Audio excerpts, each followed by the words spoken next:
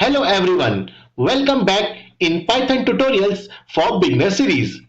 In this video tutorial, we will learn about tuples. A tuples is like a list, but they are immutable, means once declared we can't change its size or element. Tuples are used to write to protect data and are usually faster than list as it cannot change dynamically.